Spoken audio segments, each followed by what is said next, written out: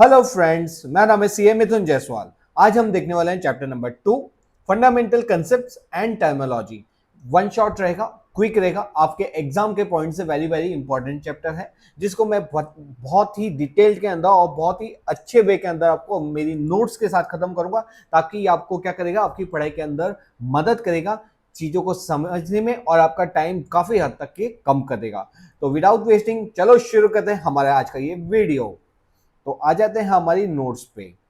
तो हमारी नोट्स पे आ गए हैं हम। फंडामेंटल कंसेप्ट्स एंड टर्मिनोलॉजीज, इसके अंदर हम देखते हैं वैल्यू। सर ये प्राइस एंड वैल्यू के अंदर पहला वैल्यू देखते हैं कि वैल्यू क्या होता है। तो वैल्यू को हम दो व्यू से देख सकते हैं। तो पहला होता है from the view point of use and from the view point of exchange. सब यूज मीन्स व्हाट, क्या होता है यूज का also called as use value, और from the view point of exchange it is called exchange value. Okay, अब sir ये use value और exchange value क्या होता है। तो use value and exchange value का मतलब होता है हमारी पहला यूज वैल्यू, हमारी ये यूज वैल्यू। यूज वैल्यू का मतलब क्या होता है, it refer to the usefulness of the commodity. मतलब कोई भी कमोडिटी हमारे लिए कितनी इंपॉर्टेंट है वो बता दी है उसकी यूज वैल्यू। सब मतलब use value depend on the utility. Utility मतलब क्या हमको उससे सेटिस्फैक्शन मिल रहा है, क्या उससे हमको यूजफुलनेस मिल रहा है of a commodity to a consumer for her और हीज वेरियस नीड्स। तो उसकी नीड्स के सामने वो उसको कितना सेटिस्फैक्शन दे रही है, कितना यूटिलिटी प्रोवाइड कर रही है, उसको बोलते हैं use in value. Okay, for example जैसे हमारे फूड, जब भूख लगती है तब हमको फूड चाहिए, वाटर चाहिए, सनलाइट चाहिए, have a high use value. उसकी यूज वैल्यू क्या होगी, बहुत ज्यादा होती है। जैसे कि एक दिन सूरज नहीं हो गया ना, एक दिन सूरज नहीं हो गया तो हमारी हालत बहुत खराब हो जाएगी। क्यों? क्योंकि अगर आपने बारिश के टाइम पे देखा होगा कि जब बारिश एकदम बादल एकदम छा जाते हैं तब ठंडी या तो ठंडक, आपने जब हमारा जनवरी का महीना होता है तब हम सूरज देवता का वेट करते हैं कि सूरज देवता कब पधारेंगे ताकि हमको थोड़ी गर्माहट मिल सके।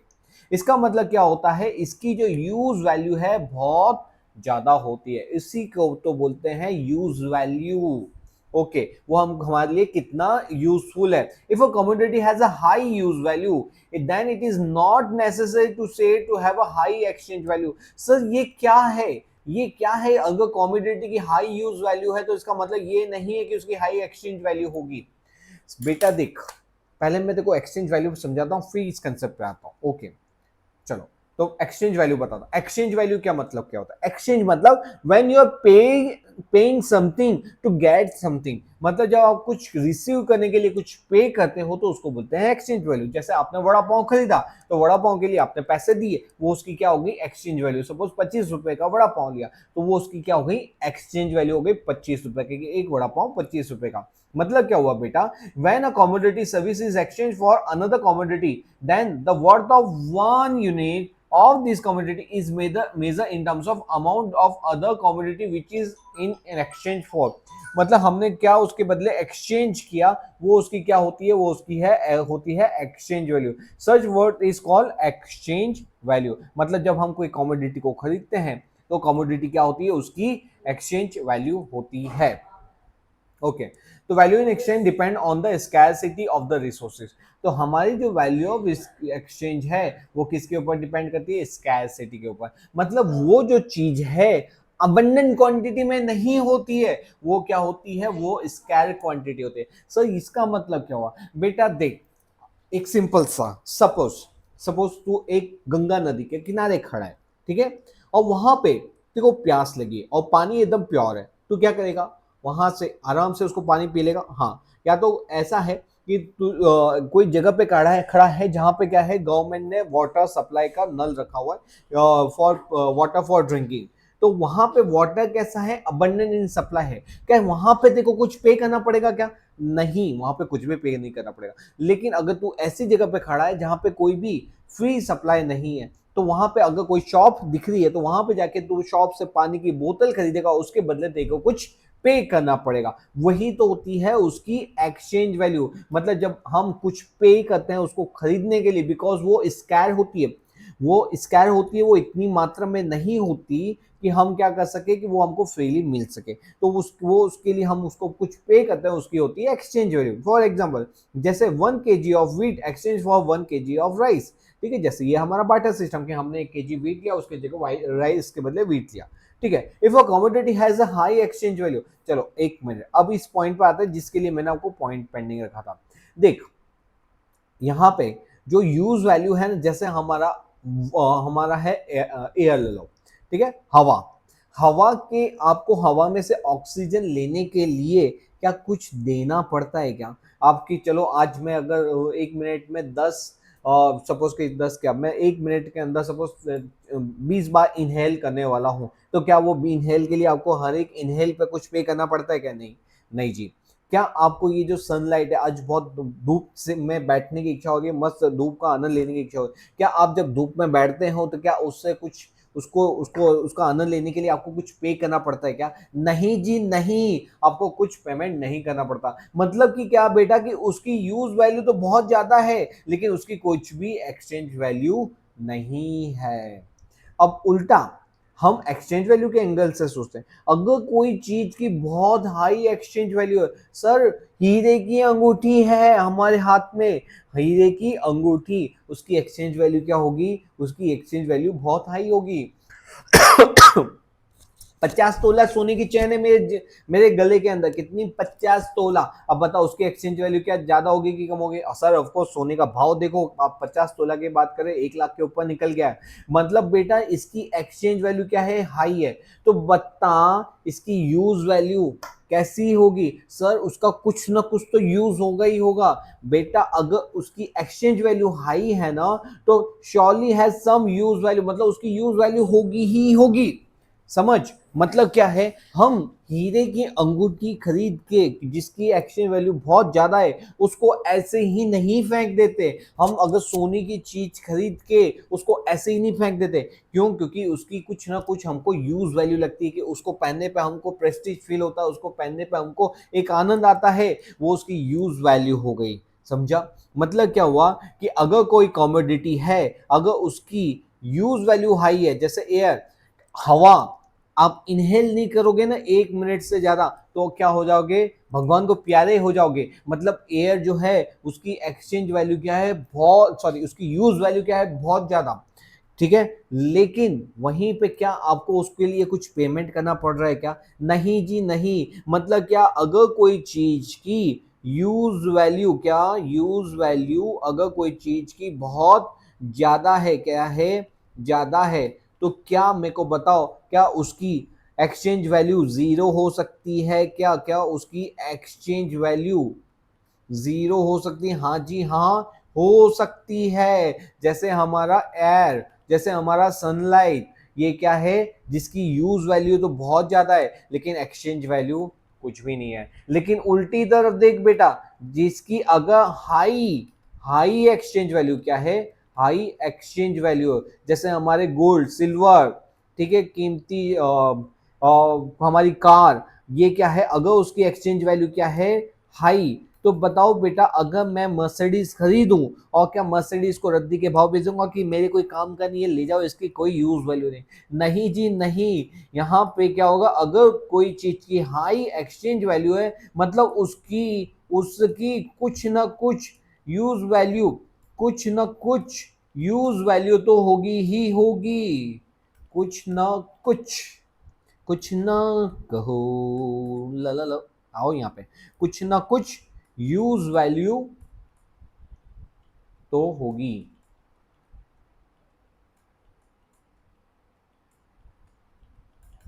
समझ गए? समझ गए मेरे प्यारे लाला, कि अगर अगर कोई चीज की यूज वैल्यू बहुत ज्यादा होती है, इट डज नॉट मीन कि उसकी एक्सचेंज वैल्यू हो, एक्सचेंज वैल्यू जीरो भी हो सकती है। यूज वैल्यू एयर बहुत ज्यादा कीमती है हमारे लाइफ के लिए लेकिन एक्सचेंज वैल्यू कुछ नहीं है, फ्री ऑफ कॉस्ट मिल रही है। समझ रहे हो? सनलाइट बहुत इंपॉर्टेंट है लेकिन यूज एक्सचेंज वैल्यू कुछ नहीं है। समझ रहे हो? ओके। लेकिन क्या होता है, अगर कोई चीज को अगर आप बहुत ज्यादा महंगी चीज में खरीद रहे हो तो उसकी हाई एक्सचेंज वैल्यू, हाँ, जैसे यहाँ पे हाई यूज वैल्यू थी, वैसे ये हाई एक्सचेंज वैल्यू। लेकिन अगर कोई चीज को आप बहुत ज्यादा में खरीद रहे हो तो क्या उसको आप यूज नहीं करोगे? नहीं सर, वो कुछ ना कुछ तो यूज होगी, इसीलिए तो मैं उसको इतनी ज्यादा कीमत पे खरीद रहा हूँ। अगर उसकी कुछ यूज वैल्यू होगी, वो मेरे कुछ कीमत में आता होगा, मेरे कुछ काम में आता होगा, तभी तो मैं उसके लिए इतना पे पेमेंट करने के लिए तैयार हूँ। समझे? तो यही है कि जैसे हमारे free of goods like water, air, sunlight, उसकी यूज वैल्यू क्या होती है, बहुत ज्यादा होती है, लेकिन एक्सचेंज वैल्यू नहीं होती। लेकिन यहाँ पे economic goods like diamond, gold, उसकी एक्सचेंज वैल्यू क्या होती है, हाई होती है। क्या उसका यूज वैल्यू नहीं होगा? नहीं सर, उसका यूज वैल्यू होता है, इसलिए तो हमने खरीदा, इसलिए उसका भी यूज वैल्यू होता ही होता है। समझा? ओके। तो ये हमने क्या देखा बेटा, ये हमने देखा यूज वैल्यू और एक्सचेंज वैल्यू में क्या डिफरेंस है। यूज वैल्यू मतलब यूजफुलनेस, हमको क्या वो यूटिलिटी प्रोवाइड कर रही है, हमको क्या बेनिफिट दे रही है, वो बताता है use value. Use value zero, use value क्या होता है, जो हमको गुड्स गॉड से भी प्राप्त होते हैं वो भी क्या होते हैं, वो यूज वैल्यू, जिसकी यूज वैल्यू बहुत ज्यादा होती है, जो गॉड से मिलते हैं उसकी यूज वैल्यू बहुत ज्यादा होती है, लेकिन एक्सचेंज वैल्यू जीरो होती है। जिस चीज के लिए हमको कुछ पेमेंट करना पड़े वो होता है एक्सचेंज वैल्यू, जिस चीज के बदले कुछ देना पड़े वो होता है एक्सचेंज वैल्यू। एक्सचेंज वैल्यू के अंदर अगर जितनी ज्यादा उसकी एक्सचेंज वैल्यू होगी, उसकी यूज वैल्यू भी क्या होगी, उतनी ज्यादा होगी।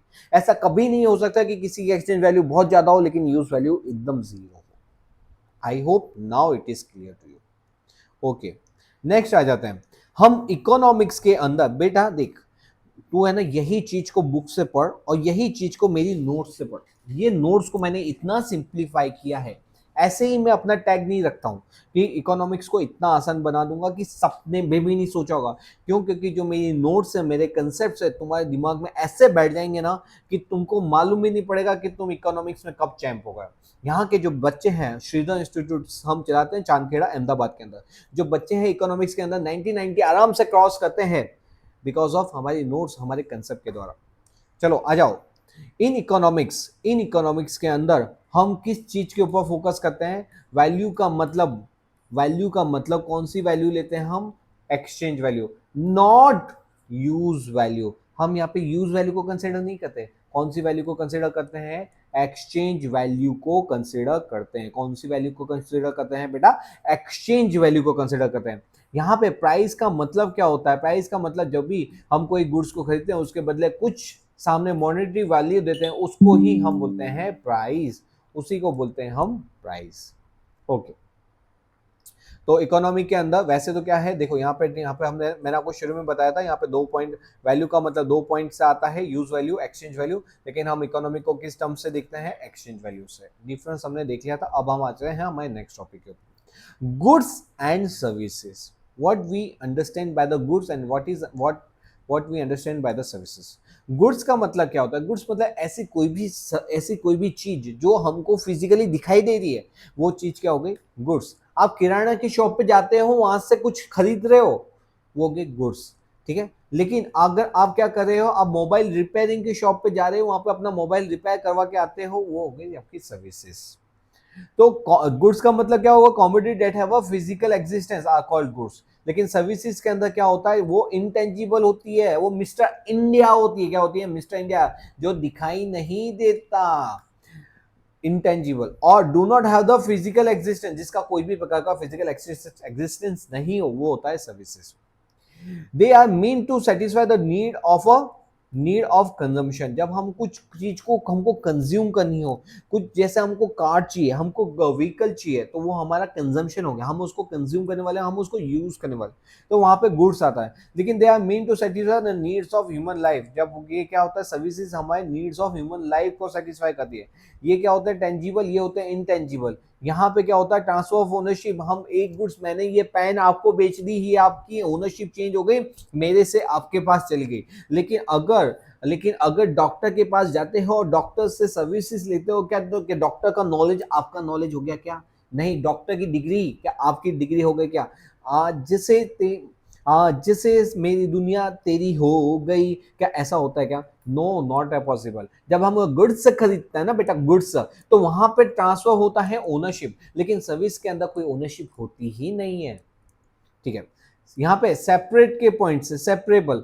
एक फर्नीचर वाला है, वो फर्नीचर का सेल करता है, तो अपने जिगर जान फर्नीचर को आपको दे देता है। वो क्या करता है? वो अपने गुड्स को सेपरेट करता है खुद से। Goods can be separated from the seller. लेकिन यहाँ पे सपोज कि मोबाइल का रिपेयरिंग वाला है, वो अगर मोबाइल का रिपेयर करके आपको आपका मोबाइल वापस लौटा रहा है तो क्या वो आपको सर्विसेज दे रहा है? क्या उसकी सर्विस और वो खुद को उससे अलग कर सकता है क्या? नहीं जी नहीं। Services can not be separate from the service provider. Doctor है क्या, डॉक्टर की सर्विसेज को हम अलग अलग पार्ट सकते हैं? ये डॉक्टर है और ये डॉक्टर की सर्विसेज है, मिलिए मिस्टर डॉक्टर और डॉक्टर की सर्विस, ऐसा होता है क्या? नहीं जी, ऐसा नहीं होता। लेकिन गुड्स के अंदर क्या होता है, सेलर अपने गुड्स को बताता है ये देखिए ये मेरा फर्नीचर जो आपके लिए ये काम में आएगा। ओके, नेक्स्ट है स्टोरेज। स्टोरेज का मतलब क्या होता है, गुड्स को हम स्टोर करके रख सकते हैं लेकिन सर्विसेज को हम स्टोर नहीं कर सकते। जैसे फर्नीचर वाला अपने गोडाउन के अंदर जितना ज्यादा, अभी दिवाली का टाइम है, दिवाली के टाइम पे कितना भी गुड्स को स्टोर कर सकता है लेकिन सर्विसेज को स्टोर नहीं कर सकता।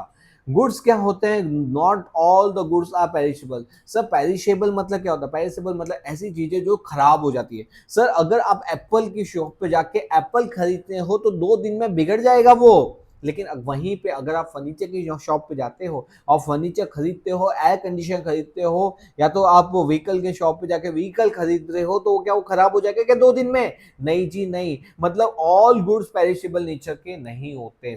कुछ गुड्स पेरिशेबल के होंगे, कुछ गुड्स क्या होंगे, नॉन पेरिशेबल मतलब ड्यूरेबल नेचर के होंगे। जबकि सर्विसेज कैसे होती है? सर सर्विसेज पेरिशेबल कैसे हो गई? अरे बेटा अगर तू डॉक्टर के पास गया, बोला डॉक्टर डॉक्टर मुझे बुखार है, मुझे मलेरिया है, मुझे फलाना है, मुझे ढिकना है, डॉक्टर ने देखो मेडिकल मेडिसिन प्रिस्क्राइब कर दिया और तुझसे 500 रुपए मांग लिए, यहाँ पे डॉक्टर की सर्विसेज होती है खत्म। आपने 500 रुपए दिए, डॉक्टर ने सर्विसेज प्रोवाइड की, खत्म। नेक्स्ट टाइम वापस जाओगे ना, वापस बिल फटेगा। इसीलिए सर्विसेज कैसी नेचर की हुई? पेरिशेबल। एक बार प्रोवाइड की और वो हो जाती है खत्म खत्म खत्म, इसलिए ये पेरिशेबल नेचर होती है। आप उसको 2 दिन तक 3 दिन तक उसकी सर्विसेज यूटिलाइज नहीं करते हो। ठीक है। मेजर, हम इसको मेजर कर सकते हैं कार्डिनल से। ये कार्डिनल क्या होता है बेटा आगे आएगा तब मैं बताऊंगा। हम इसको क्वांटिटेटिव टर्म्स में, कार्डिनल मतलब क्वांटिटेटिव टर्म्स में मेजर कर सकते हैं। अगर मैं किसी से अगर 1 kg गुड्स खरीदा हूं, मतलब मैं देखूंगा कि वो 1 kg का जो वजन है उतना ही गुड्स मेरे को दे रहा है कि नहीं दे रहा है। लेकिन सर सर्विसेज को कैसे नापोगे आप? सर्विसेज का कोई मोल मोल ही नहीं होता है। जहां पे एक डॉक्टर एक बार आपको चेक करने का 50 रुपए लेता है, कोई डॉक्टर 20 रुपए लेता है, वहीं पे कोई डॉक्टर 800 रुपए लेता है, 1000 लेता है, 2000, 5000। सर्विसेज को कैसे नापोगे आप? तो measure in terms of time spend after providing the service. तो वहां पे अगर अगर टाइम स्पेंड का कुछ वादा किया है तो उस सर्विसेज को, जैसे आप कितनी बार झूले पे जाते हो, बोलता है 1 मिनट का, 2 मिनट का लगेगा 100 रुपए, वहां पे आप देखते हो अच्छा 2 मिनट चालू होती है अब, और फिर अगर 5 सेकंड भी रह जाए, सर 2 मिनट नहीं हुई अभी थोड़ा सा झुलाओ झुलाओ। तो यहाँ पे क्या होता है, सर्विसेज को वैसे तो नहीं मेजर कर सकते, लेकिन हाँ अगर कोई टाइम बेस्ड सर्विसेज हो तो आप उसको टाइम के हिसाब से मेजर कर सकते हो। Consumption and production, goods have a significant time gap between the production and consumption. मतलब क्या होता है, यहाँ पे जब गुड्स प्रोड्यूस होता है बेटा, जब फर्नीचर बनता है, जब एसी बनता है, जब व्हीकल बनता है, तो छोटे छोटे छोटे छोटे टुकड़े में बेस बनते बनते बनते इकट्ठा होता है, फिर वो एक बड़े होलसेल से, मैन्युफैक्चर से होलसेल, होलसेल से रिटेल और रिटेल से आपके पास आता है और फिर आप उसको यूज करते हो। समझो, मतलब प्रोडक्शन और कंजम्पशन की प्रोसेस में क्या लगता है, टाइम लगता है। क्या लगता है, टेम, टेम लगेगा। तो यहाँ पे प्रोडक्शन और कंज्यूम में टेम लगेगा। लेकिन बेटा जो सर्विसेज होती है ना, डॉक्टर के पास जाए और डॉक्टर से सर्विसेज ली, ऑन द स्पॉट उसने सब आपको क्या चेक किया, आपको मेडिसिन दी, आपने पैसे दिए, आपने क्या किया, मतलब उसने आपको सर्विसेज प्रोवाइड की, आपने सर्विसेज रिसीव की, उसी टाइम पे प्रोडक्शन, उसी टाइम पे कंजम्पशन। मतलब services are produce and consume together. उसी टाइम पे आप प्रोड्यूस कर रहे हो, उसी टाइम पे आप रिसीव कर रहे हो। समझे? तो यहाँ पे क्या होता है, यहाँ पे टाइम नहीं लगता। ये हमारा डिफरेंसेस था गुड्स एंड सर्विसेज का। ओके बेटा, ठीक। अब बेटा यहाँ पे क्या आ रहा है, टाइप्स ऑफ गुड्स। क्या आ रहा है, टाइप्स ऑफ गुड्स। बेटा टाइप्स ऑफ गुड्स के अंदर अलग अलग प्रकार के गुड्स हैं, उसको हम हर एक गुड्स को हम डिटेल में नीचे पढ़ेंगे। तो पहला हमारा गुड्स आ रहा है टेंजिबल गुड्स, इंटेंजिबल। बेटे जो दिखता है वो बिकता है, मतलब क्या है, जिसका फिजिकल एग्जिस्टेंस होता है उसको हम बोलेंगे टेंजिबल। जिसका कोई फिजिकल एग्जिस्टेंस नहीं होता, जो नहीं दिख रहा है, वही तो होता है सर्विसेज। ठीक है। मेजर, हम इसको मेजर कर सकते हैं। हाँ अगर सपोज कि 5 नंग खरीद रहा हूँ, 5 यूनिट्स खरीद रहा हूँ, तो 1 2 3 4 5 वो हो गए मेजर। लेकिन सर्विसेज को कैसे काउंट करोगे? इनटेंजिबल गुड्स मतलब क्या होता है, एक प्रकार की आपकी सर्विसेज ही तो हुई है, उसको आप मेजर नहीं कर सकते। एग्जाम्पल, हमारा कोई भी चीज जो दिख रही है वो सारी क्या हो गए हमारे फिजिकल गुड्स, टेंजिबल गुड्स। जो भी चीज हम ले रहे लेकिन हमको दिखाई नहीं दे रहा, इल्ले इल्ले नहीं दिखाई दे रहा, एजुकेशन, मेडिकल कंसल्टेंसी, फिर रेंडिशन ऑफ म्यूजिक, कुकिंग, ये सब क्या हो गया, ये सब सर्विसेज हो गई। ठीक है, अरिजीत सिंह के सॉन्ग में जाते हैं, अरिजीत सिंह के वहां पे जा रहे हो डांस म्यूजिकल प्रोग्राम के अंदर, उसने गाना गाया और गाना गाया, आपका मन बहलाया, तो वो हो गई उसकी सर्विसेज। उसने गाया, आपने रिसीव किया, खत्म, फिनिश, घर पे कुछ नहीं ले जाओगे आप, समझे? इसलिए वो क्या होता है, इंटेंजिबल गुड्स होगा। तो टेंजिबल मतलब जो दिखे, इंटेंजिबल मतलब नहीं दिखे। इंटेंजिबल इनडायरेक्टली क्या हो गए हमारे, वो क्या हो गई हमारी सर्विसेज हो गई, क्या हो गई, सर्विसेज जो हमको दिखती नहीं है।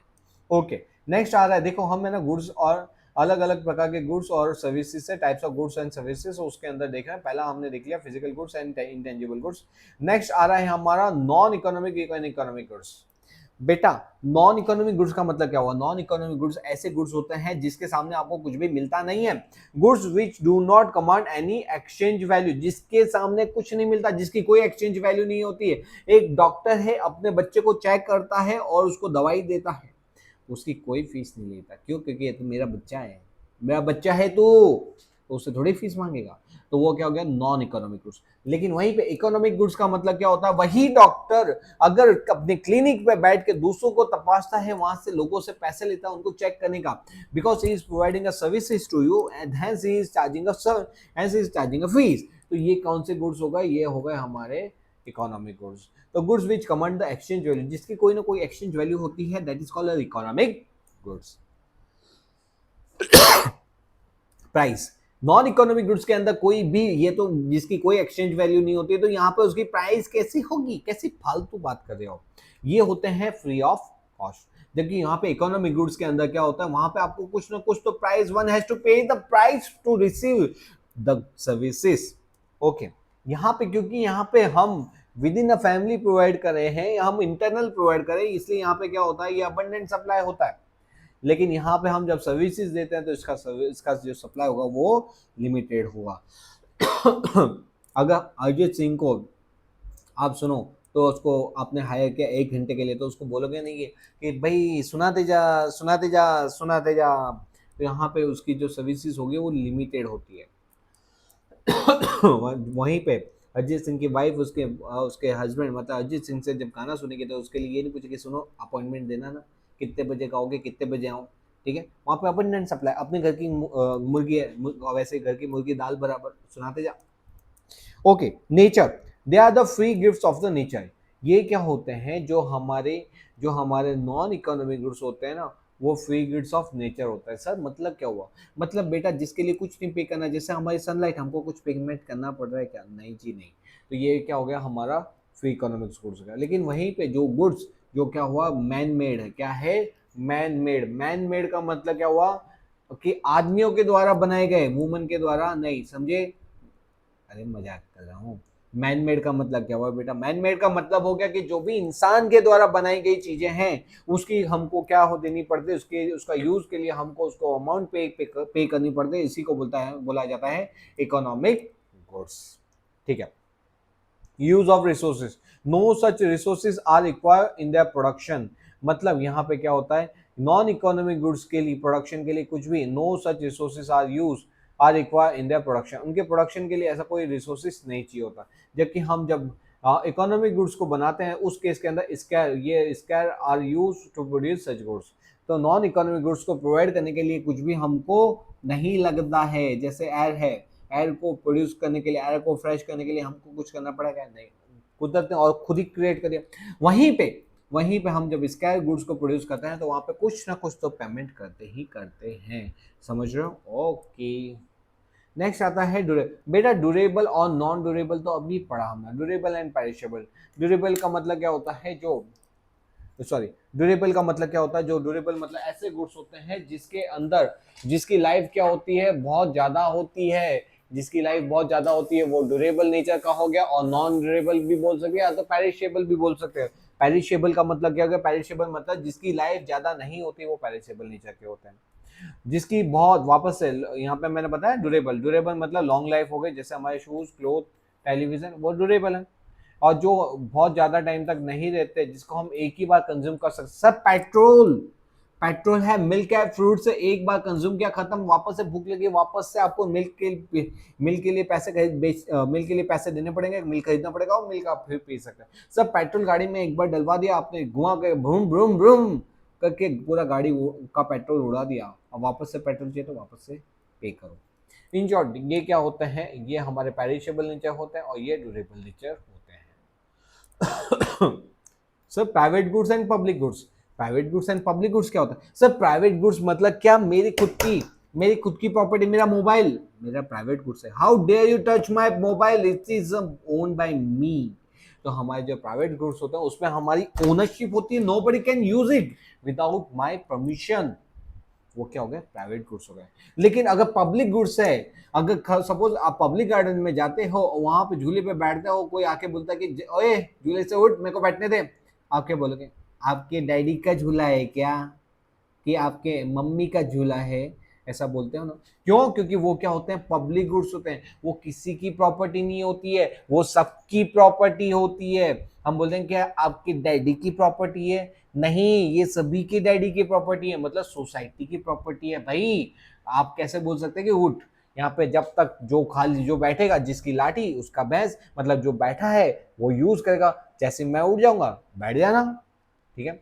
तो प्राइवेट गुड्स का मतलब क्या होता है, ऐसे गुड्स जो प्राइवेट इंडिविजुअल के द्वारा ओन एंड परचेज किए जाते हैं। जबकि पब्लिक गुड्स कैसे होते हैं, जो क्या होता है, government and group of people, मतलब सोसाइटी के द्वारा ओन किए जाते हैं, गवर्नमेंट के द्वारा ओन किए जाते हैं, वो पब्लिक गुड्स होते हैं, ठीक है। और goods purchase the characteristics of, मतलब क्या होता है कि फिजिकल जो हमारे प्राइवेट गुड्स होते हैं उसके अंदर क्या होगा, एक्सक्लूडेबिलिटी एंड कॉम्पिटिवनेस। यहाँ पे याद रखना बेटा कि यहाँ पे प्राइवेट गुड्स के अंदर एक्सक्लूडिबिलिटी मिलती है। इसके मतलब क्या हुआ बेटा, अगर मैं अपना आईफोन 17 प्रो खरीदता हूँ अभी, तो तुमको क्या लगता है, तुम मेरे यहाँ पे आओगे क्लास में और मेरा मोबाइल लेके यूज करना चालू करोगे, फोटो खींचोगे, वीडियो खींचोगे, मैं बोलूंगा हाँ बेटा खींच, जितनी खींचनी खींच, तेरी प्रॉपर्टी, ऐसा बोलूंगा क्या? नहीं, यहाँ पे जो ओनर होता है वही मालिक होता है, वो दूसरे को बोल देगा भाई ये मेरी प्रॉपर्टी है, you can touch my property. मतलब यहाँ पे हम चीजों को का यूज करने से दूसरों को मना कर देते हैं, एक्सक्लूड करते हैं कि भाई ये मेरी प्रॉपर्टी है, आप यूज नहीं कर सकते, एक्सक्लूडेबिलिटी। यहाँ पे क्या होता है, कॉम्पिटिवनेस होता है, मतलब excludability means individual other than the owner can not passes and use it for the same time। मतलब हम किसी और को नहीं बोल सकते। मतलब क्या होता है एक्सक्लूडिव, मतलब कि दूसरों को एक्सक्लूड करना, और इसका यूज सिर्फ मैं ही करूंगा और कोई नहीं करेगा। जबकि पब्लिक गुड्स कैसे होते हैं, हम बोलते हैं कि भाई ये जो गुड्स है ये क्या आपके डैडी का है, बोले नहीं मेरे डैडी का तो नहीं है, तो बोले ये पब्लिक गुड्स है, गवर्नमेंट गुड्स है, यहाँ पे कोई किसी को एक्सक्लूड नहीं कर सकता, यहाँ पे सब इसके मालिक है, तो सब मालिक है तो सभी यूज कर सकते हैं, समझे। तो यहाँ पे क्या होता है, यहाँ पे joint demand and joint consumption, मतलब यहाँ पे हम जॉइंटली डिमांड करते हैं, जॉइंटली ही कंज्यूम कर पाएंगे। Okay, terms, the private goods are those produced and sold by the private firm to meet the need of a desire of a consumer। Sir consumer बोल रहा है मेरे को कि मेरे को चाहिए, मेरे को पब्लिक गुड्स नहीं चाहिए, मेरे को फालतू में किसी का चक्कर नहीं चाहिए, मेरे को मेरी प्राइवेट प्रॉपर्टी चाहिए। तो फर्म क्या करती है, उन लोगों के लिए प्राइवेट गुड्स बनाती है, ठीक है। बेटा अगर है ना आप एएमसी में जा रहे हैं, एएमसी बस के अंदर, तो वो क्या हो गए, पब्लिक गुड्स हो गए, क्या हो गए, पब्लिक गुड्स हो गए, और वहाँ पे आपको जो प्राइस लगता है बहुत कम देना पड़ता है। लेकिन वहीं पे अगर आप प्राइवेट रिक्शा के अंदर जा रहे हैं तो वो प्राइवेट प्रॉपर्टी है, वहाँ पे आपको उसके हिसाब से पेमेंट देना पड़ेगा, ना कि गवर्नमेंट के रूल्स रेगुलेशन के हिसाब से, समझे। तो यहाँ पे क्या लगता है, यहाँ पे जो प्राइवेट गुड्स होते हैं, those goods are produced and sold by the private firm to meet the need of a desire of the consumer. जबकि पब्लिक गुड्स क्या होता है, public goods are those produced by the nature and the government for free of use by the general public. मतलब क्या होता है, हमारे जो पब्लिक गुड्स होते हैं वो गवर्नमेंट प्रोवाइड करती है, और वहाँ पे फ्री ऑफ कॉस्ट हम उसको यूज करते हैं। ऑब्जेक्टिव क्या रहता है, यहाँ पे हमारा ऑब्जेक्टिव होता है प्रॉफिट, प्रॉफिट प्रॉफिट प्रॉफिट। तो हम यहाँ पे जो सेलर होता है वो उसको गुड्स को सेल करके प्रॉफिट कमाने के ऑब्जेक्ट से उसको चीज को बनाता है। जब गवर्नमेंट बनाती है ना बेटा गार्डन, तो उसकी ग्रोथ सॉरी, जब गवर्नमेंट जब गवर्नमेंट कोई चीज को बनाती है पब्लिक यूज के लिए, तो गवर्नमेंट का इंटेंशन प्रॉफिट अर्निंग का नहीं होता, उसका इंटेंशन होता है ग्रोथ का, कि यहाँ पे क्या हो, लोगों को चीजें अवेलेबल हो, इजीली अवेलेबल हो, वो भी इन चीजों का यूज कर सके, उस पर्पज से बनाती है। तो यहाँ पे क्या होता है, यहाँ पे हमारा ऑब्जेक्टिव क्या रहेगा, ग्रोथ का रहेगा, जबकि यहाँ पे किसका रहता है, यहाँ पे ओवरऑल प्रॉफिट के लिए होता है। ठीक है, एग्जाम्पल हमारे प्राइवेट गुड्स के अंदर क्लोथिंग, कॉस्मेटिक, फुटवेयर, मोबाइल्स, ये सब क्या हो गए, हमारे प्राइवेट गुड्स हो गए जो हमने खुद ही खरीदे हैं। जबकि पब्लिक गुड्स कैसे हो गए, नेशनल डिफेंस हो गया, public transportation, road policy, fire damage etcetera, ये सब क्या हो गए, हमारे पब्लिक गुड्स हो गए। नेक्स्ट आ रहा है, नेक्स्ट बेटा आ रहा है consumer goods and producer goods. बेटा जो चीज को तू कंज्यूम करता है ना, कंज्यूम मतलब कंज्यूम, खाना पीना, सोफा, टीवी, मोबाइल, वो सब क्या हो गया, कंज्यूमर गुड्स। ठीक है, मतलब जब गुड्स को प्रोड्यूस किया जाता है और प्रोड्यूस करने के बाद जब उसका एंड यूजर गुड्स को यूज कर रहा है ना, उसको बोलते हैं कंज्यूमर गुड्स। वहीं पे सपोज मैंने बनाया मोबाइल का बैक कवर, मैंने बनाया मोबाइल का फ्रंट कवर, मैंने बनाया मोबाइल का कैमरा, उसको बनाया, उसको बेच दिया किसी और को, उसने आगे क्या किया, उसका यूज करके उसके अंदर डाला हार्डवेयर, सॉफ्टवेयर और दूसरी चीजें डाली, उससे क्या बनाया, उसका नया प्रोडक्ट, फाइनल प्रोडक्ट बनके तैयार हुआ। इसका मतलब क्या हुआ, ये जो है ना, जो फाइनल प्रोडक्ट बनके तैयार होता है, तो जो बनाता कौन है, उसको बोलते हैं प्रोड्यूसर गुड्स। और कंज्यूमर मतलब कौन होता है, जितने भी गुड्स सर्विसेज हमने बनाई है, उसको हमने उसको हमने क्या किया, उसको जो भी गुड्स और सर्विसेज हमने बनाई है, उसको जब हम कंज्यूम करते हैं तो वो होता है कंज्यूमर्स गुड्स। और जो चीज बनाता है भाई प्रोड्यूसर, प्रोड्यूसर जितनी गुड्स को प्रोड्यूस करने के लिए जो भी चीज का यूज करता है, उसको बोलते हैं प्रोड्यूसर गुड्स। तो देख यहाँ पे consumer goods, the goods that are purchase और available in the market to satisfy the human needs are called. तो जो भी गुड्स अवेलेबल होता है जो ह्यूमन नीड्स को सेटिस्फाई करता है, उसको बोलते हैं कंज्यूमर गुड्स।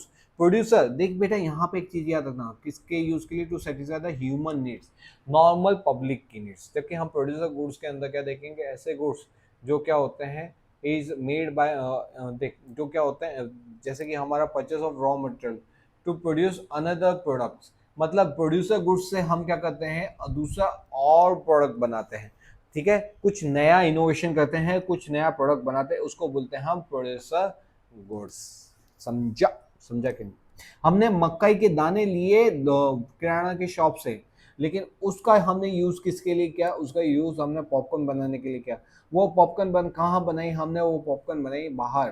ठीक है, तो वो क्या हो गया, वो हो गया हमारा प्रोड्यूसर गुड्स।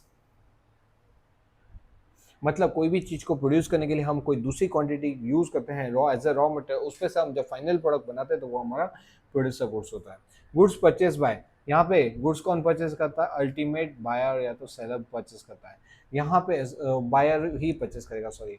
और यहाँ पे गुड्स कौन परचेज करेगा, यहाँ पे ऑफकोर्स वाली बात है, जो प्रोड्यूसर वही परचेज करेगा ना, क्यों, क्योंकि प्रोड्यूसर को बनाना है फाइनल प्रोडक्ट। प्रोड्यूसर ने कैमरा परचेज की है मोबाइल के, और वो क्या करेगा, अगर वो मोबाइल का प्रोड्यूसर है तो उसके अंदर फिटिंग करेगा, तो वो उसके लिए क्या हो गया, वो उसके लिए हो गया प्रोड्यूसर गुड्स। ओके, स्टेज, यहाँ पे फाइनल स्टेज टू कंज्यूम, मतलब क्या होता है, यहाँ पे जो स्टेज होता है, फाइनल स्टेज होता है, वहां पे वो इजीली इसको कंज्यूम कर सकता है बच्चे के पॉइंट से। बच्चे के पॉइंट से मतलब क्या हुआ, first stage, sorry final stage, बच्चे के पॉइंट से मतलब क्या हुआ बेटा, कि यहाँ पे स्टेज 1, स्टेज 2, स्टेज 3, यहाँ पे गुड्स ने क्या किया, फर्स्ट स्टेज पे प्रोडक्शन हुआ, दूसरे पे भेजा, दूसरे से कंप्लीट हुआ, तीसरे पे भेजा, यहाँ पे हमारा गुड्स फाइनल बन गया। तो ये क्या हो गया, फाइनल कंजम्पशन, मतलब फाइनल रेडी टू यूज। यहाँ पे क्या होता है, it's a intermediate stage of production, मतलब यहाँ पे अभी 3 स्टेज है, स्टेज 1, स्टेज 2 और स्टेज 3। गुड्स 1 से तो निकल गया, लेकिन 2 में अभी मिला नहीं है, तो वो क्या हो जाएगा, वो हो जाएगा उसका इंटरमीडिएट गुड्स। ठीक है, वो उसको मिला है लेकिन उसने उससे फाइनल कंज्यूम नहीं किया, मतलब उसने फाइनल प्रोडक्ट नहीं बनाया। वो जब तक वो गुड्स फाइनल कंज्यूमर के लिए बन के रेडी नहीं हो जाता, तो वो कौन सा गुड्स कहलाता है, प्रोड्यूसर गुड्स कहलाता है। ओके, यहाँ पे क्या होता है, जैसे हमारे कुक फूड है, फाइनल है, डायरेक्ट कंजम्पशन, हाँ, they satisfy the human wants directly. यहाँ पे क्या होगा, the cotton use to make the cloth, या तो क्या है, मशीन है that is use in the factory to produce the goods, वो सारे क्या हो जाते हैं, वो हो जाते हैं हमारे कौन से गुड्स, प्रोड्यूसर गुड्स। तो इन शॉर्ट प्रोड्यूसर गुड्स की बात करें प्रोड्यूसर गुड्स की बात करें तो प्रोड्यूसर गुड्स ऐसे होते हैं जो फर्दर प्रोडक्शन के लिए यूज होते हैं। कौन करता है? मैन्युफैक्चर करता है, जिसको फाइनल जो प्रोड्यूसर है, जो एंड यूजर है, वो कंज्यूम नहीं कर सकता क्योंकि वो अभी भी WIP फॉर्म के अंदर वर्क इन प्रोग्रेस है, तो वो बोला जाता है प्रोड्यूसर गुड्स। वहीं पे कंज्यूमर गुड्स का मतलब होता है ऐसे गुड्स जो फाइनली बन गए हैं, जो रेडी टू यूज है, रेडी टू कंजम्पशन है, वो होते हैं हमारे कंज्यूमर गुड्स।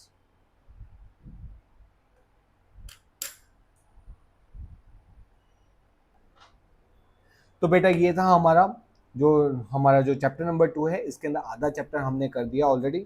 हमने इसके अंदर गुड्स के बारे में देख लिया कि पहले तो हमने क्या देखा, हमने देखा value in use and exchange value, वो देखा। उसके बाद हमने गुड्स और डिफरेंट टाइप ऑफ गुड्स के क्या देख लिए, एग्जाम्पल्स देख लिए। तो आज हम इतना रखते हैं, और मैं इसका बहुत ही जल्द पार्ट 2 भी दे दूंगा, ताकि क्या होगा, आपके एग्जाम के पॉइंट से आप उसको अच्छे से देख सको। तो चलो मिलते हैं ऐसे ही वीडियो के साथ next time. Till then bye bye, Tata.